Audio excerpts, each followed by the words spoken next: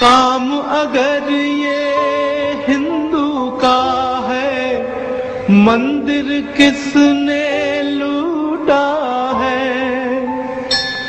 मुस्लिम का है काम अगर ये, खुदा का घर क्यों टूटा है। जिस मजहब में जायज है ये, वो मजहब तो झूठा है। रफी साहब गुजर गए तो नौशाद साहब मुझे टेलीफोन किया रात के 12 बजे जी। बोले पन्ना साहब सुना आपने रफी गुजर गया। बोले ये कैसे हो गया एकाएक। बोले हार्ट अटैक आ गया। नौशाद साहब रफी साहब चले गए, यानी उस्तादों के खानदान होता है ना जी हाँ, घराना ये फलाने खानदान के फलाने हाँ, वो घराना। मैं तो क्या कहता हूँ रफी साहब चले गए, उनको खानदान चला गया पूरा घर। रफी साहब बाई इटसेल्फ ही वाज अ खानदान। Institute himself. ओह यस, ये मैं कहूँगा कि रफी साहब ये उनके ऊपर भगवान का जो आशीर्वाद था ना, जी हाँ, शायद हम लोगों पे नहीं है। लोग लता को सामने रख के गाते हैं बिल्कुल, और आज भी लोग सब रफी साहब को सामने रख के गाते हैं। इससे रफी साहब जैसे गाने वाला हमारे हिंदुस्तान में बने ही नहीं। और दोस्तों आज की ये वीडियो होगी हमारी सुप्रसिद्ध पार्श्व गायक मन्ना डे जी के ऊपर। भारतीय फिल्म के बेहद सुरीले, गुणी और प्रतिभाशाली गायकों में गिनती होती है मन्ना डे साहब की। जिंदगी कैसी है पहेली हाय। दोस्तों 8 जून 2013 को डे को बेंगलुरु के एक अस्पताल के आईसीयू में भर्ती कराया गया था मन्ना डे साहब को। जब छाती में संक्रमण के कारण अन्य जटिलताएं पैदा हो गईं, तो उनके स्वास्थ्य में धीरे धीरे सुधार हुआ और लगभग 1 महीने बाद डॉक्टरों ने उन्हें वेंटिलेटर सपोर्ट से हटा दिया था। बाद में उन्हें अस्पताल से छुट्टी दे दी गई, लेकिन अक्टूबर 2013 के पहले सप्ताह में उन्हें फिर से अस्पताल में भर्ती कराया गया था और 94 वर्ष की आयु में बेंगलुरु के नारायण हृदयालय के अस्पताल में 24 अक्टूबर को दोपहर में तकरीबन 3:45 बजे इनको हार्ट अटैक आया, जिसके चलते इनका निधन हो गया। जीवन कहीं भी ठहरता नहीं है, आधी से और फिर बेंगलुरु में ही इनका अंतिम संस्कार किया गया। गीत हमारे प्यार के दोहराएगी जवानियां।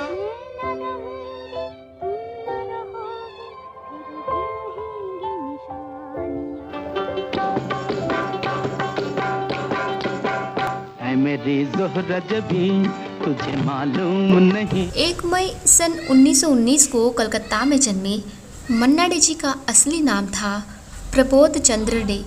पिता पूर्ण चंद्र डे और माता महामाया डे की इस होनहार संतान को ख्याति मिली अपने मंच नाम मन्ना डे जी के रूप में।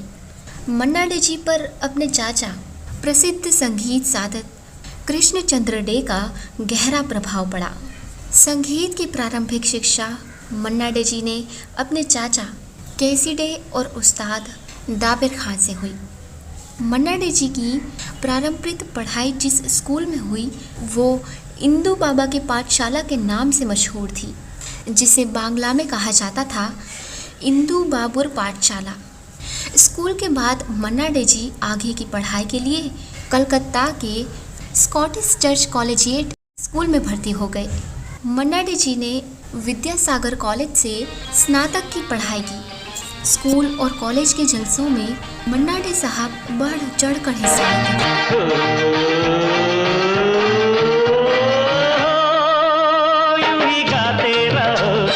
अपने गायक प्रतिभा के लिए वो उन दिनों स्कूल और कॉलेज के छात्रों और शिक्षकों में बेहद लोकप्रिय थे।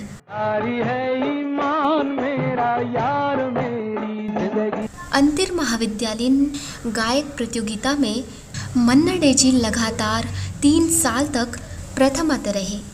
सन 1942 में मन्ना डे साहब अपने चाचा कृष्णचंद्र डे के साथ मुंबई आ गए।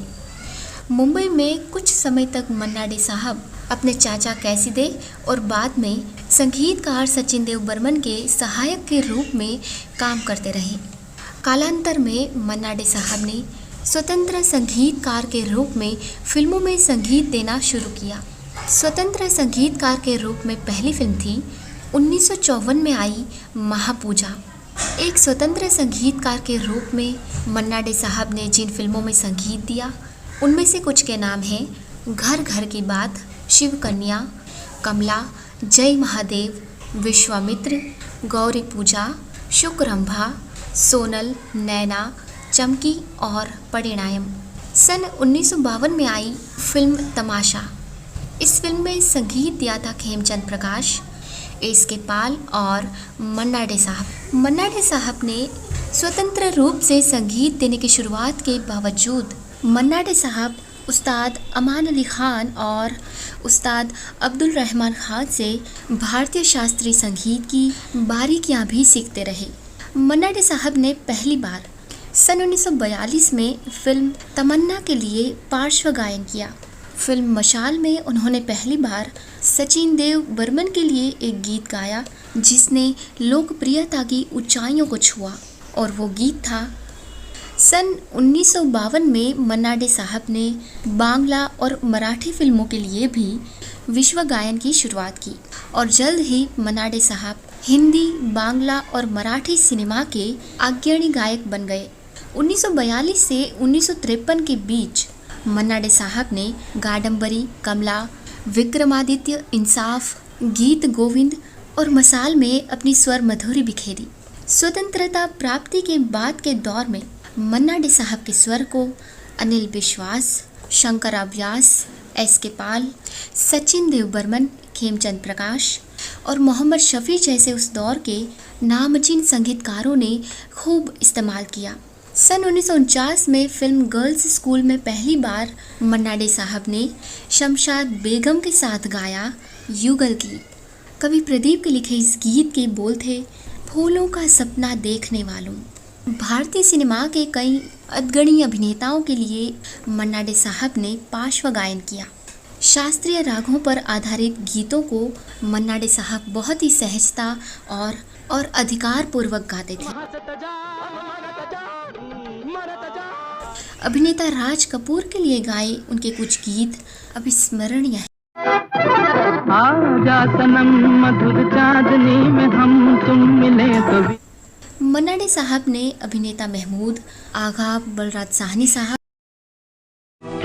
प्यार का सागर है तेरी एक और राजकुमार के लिए कुछ यादगार गीत गाए। अभिनेता बलराज साहनी साहब के लिए मन्ना डे साहब ने जो कालजयी गीत गाए हैं उनमें फिल्म एक फूल और दो माली और फिल्म वक्त के गीत शामिल हैं।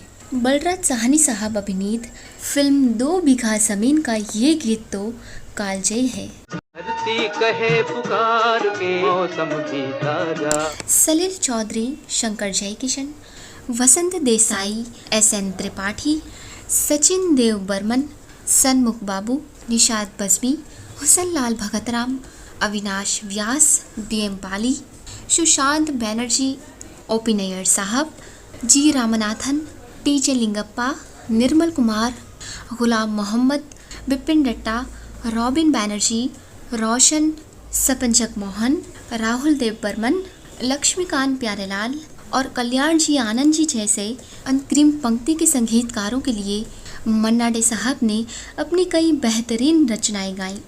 लता मंगेशकर, आशा भोसले, सुमन कल्याणपुर, शमशाद बेगम जैसी गायकों के अलावा मोहम्मद रफ़ी साहब, महेंद्र कपूर, मुकेश जी और किशोर दा जैसे गायकों के साथ मन्ना डे साहब ने कुछ बहुत ही अद्भुत गीत गाए हैं।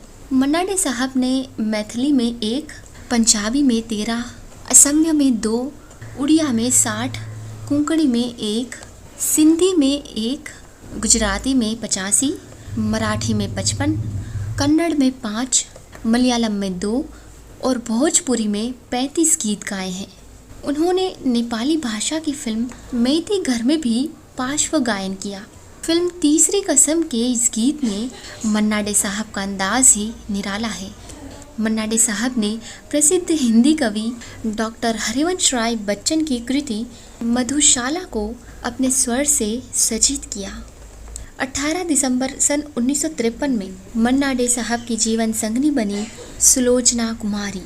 1971 में भारत सरकार ने मन्ना डे साहब को पद्मश्री और फिर सन 2005 में पद्म भूषण के अलंकरण से सम्मानित किया गया। इसके अलावा मन्ना डे साहब को राष्ट्रीय और अंतर्राष्ट्रीय मंचों पर फिल्मी और गैर फिल्मी अनेक पुरस्कार देकर सम्मानित किया गया। सन 2007 में मन्ना डे साहब को सम्मानित किया गया भारतीय सिनेमा के सर्वोच्च सम्मान से। ये सम्मान था दादा साहेब फाल्के पुरस्कार का। बांग्ला में उनकी जीवनी जीवू निर्जोल सागर शिष्य से प्रकाशित हुई है।